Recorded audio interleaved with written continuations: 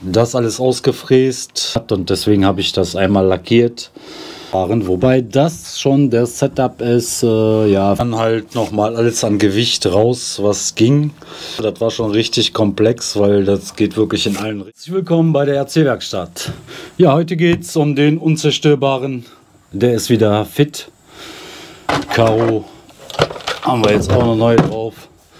Ich habe die Straßenreifen, die SRC drauf. Ja, ob ich jetzt sanfter mit ihnen umgehen werde, ich denke nicht. Alle Fehler sind beseitigt. Neuen Bumper hat er bekommen. Stoßdämpfer bin ich noch im Mache. Der hat zurzeit welche drin, die gehen auch. Der ist halt wirklich sehr soft.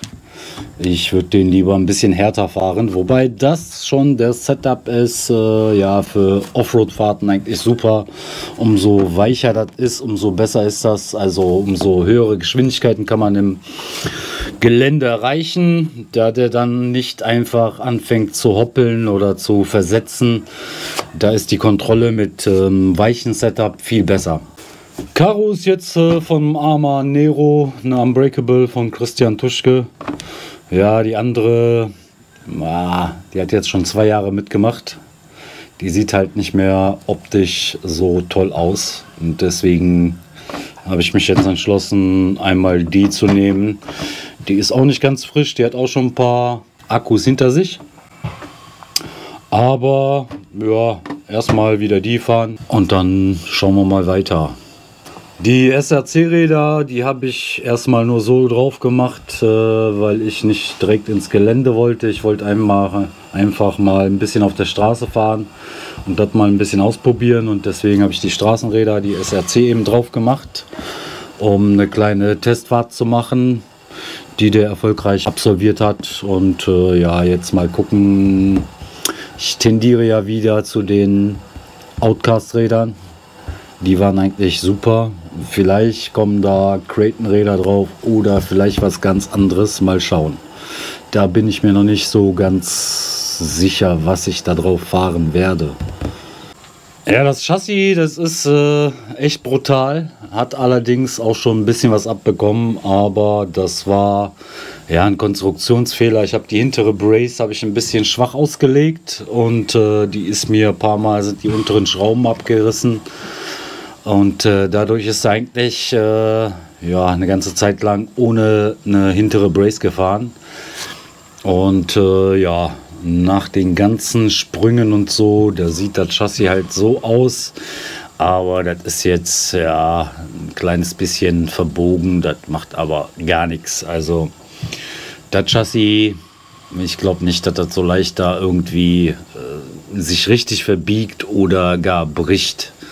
Das glaube ich nicht. Jetzt ist eine andere Konstruktion drin und jetzt ist das auf jeden Fall 100%ig safe. Zurückgebogen habe ich das nicht, weil wenn man das zurückbiegt, ja, dann wird es eigentlich nur noch schlimmer. Dann hat man das Material richtig geschwächt. Bei einer normalen Aluplatte ist das kein Ding, aber bei einer 70-75 zurückbiegen ist immer so eine Sache. Deswegen habe ich das gelassen. Ich meine, das ist auch nicht viel, das ist ein Mühe, was der sich da verbogen hat.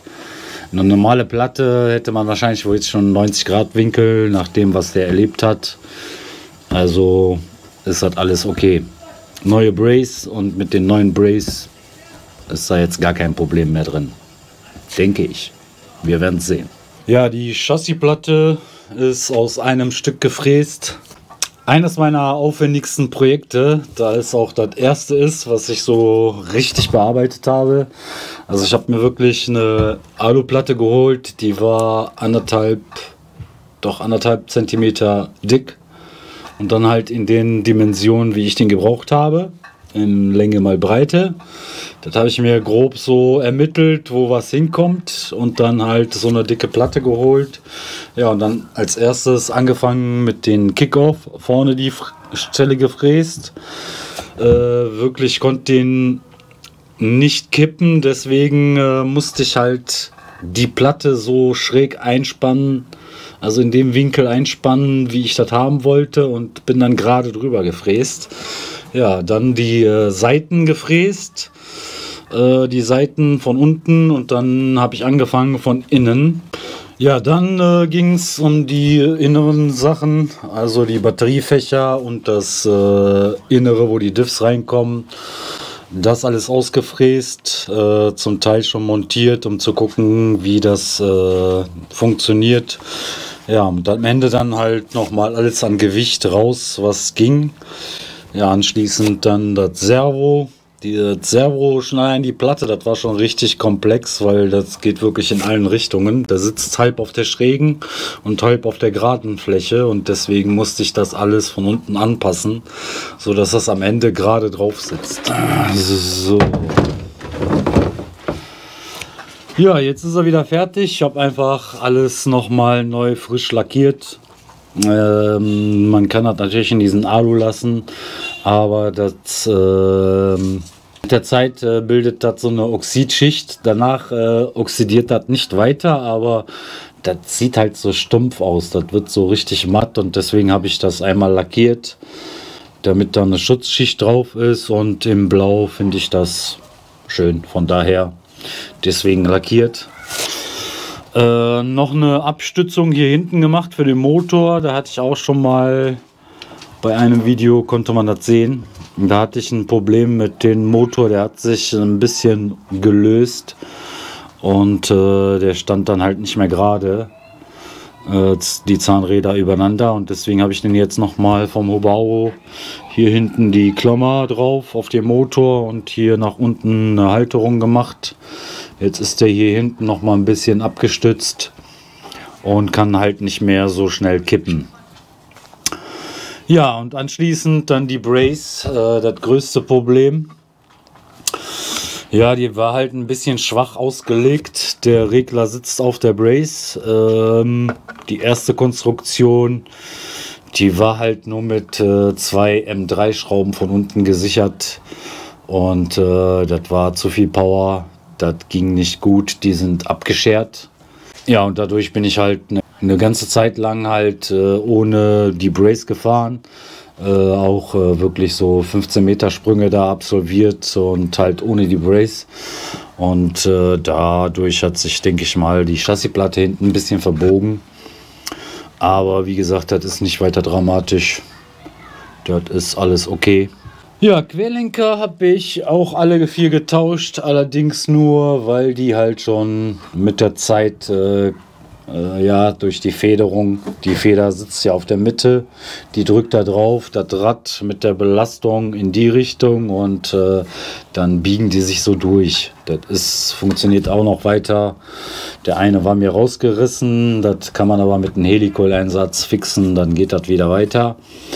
Mit den Pivotboards, das Gewinde davon.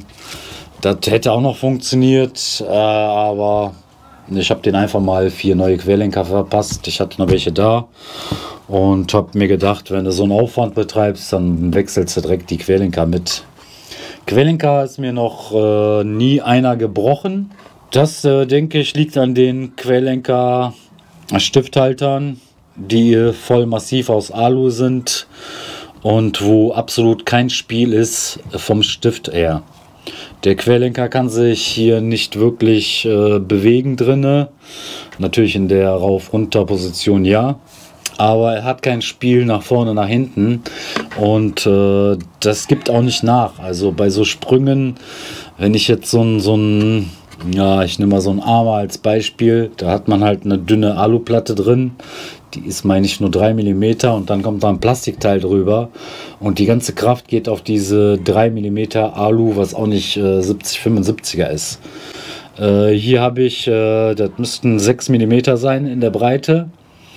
Und der Stift guckt zu, ja, fast in den ganzen 6 mm da rein und wirklich spielfrei. Also der Stift bewegt sich gar nicht. Der Querlenker ist abgestützt an den Alustücken und somit hat das Ganze kein Spiel.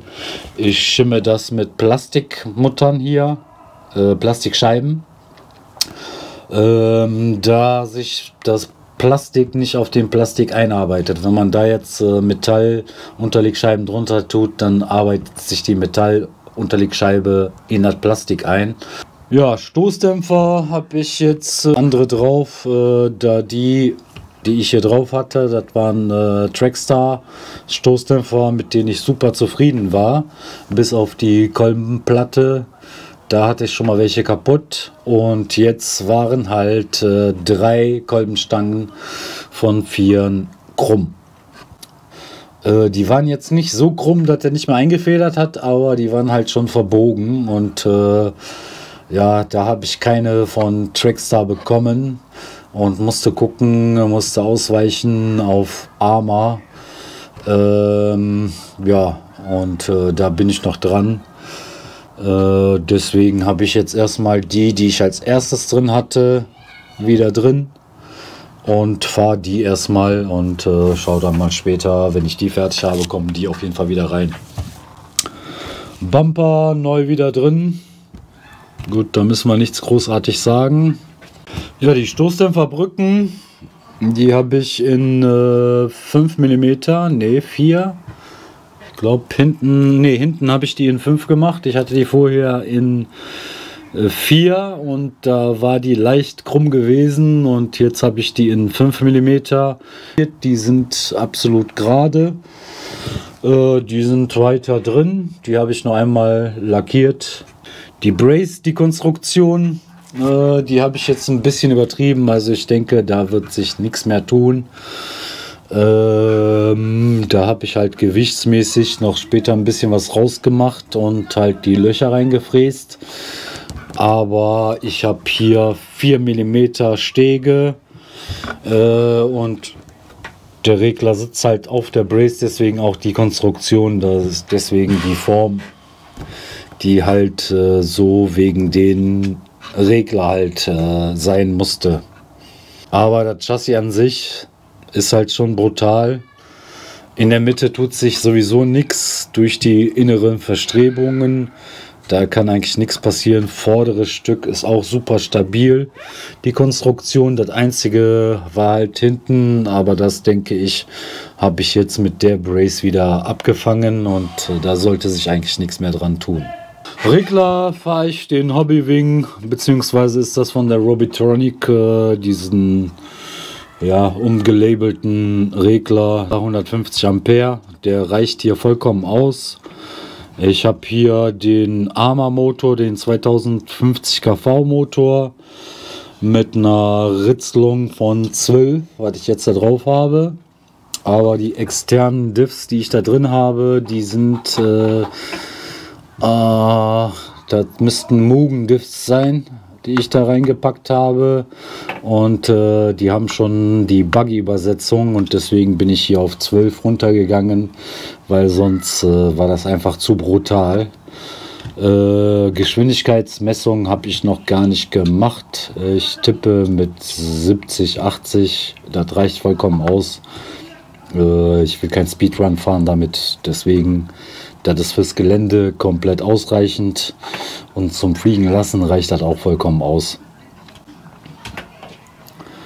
Ja, ich würde sagen, ich blende euch noch ein paar kleine Szenen ein, wie der jetzt so aussieht und verabschiede mich mit dem Video. Ja, ich hoffe, es war informativ. Ich hoffe, wir sehen uns mit dem nächsten Video wieder und sage bis demnächst in der RC Werkstatt.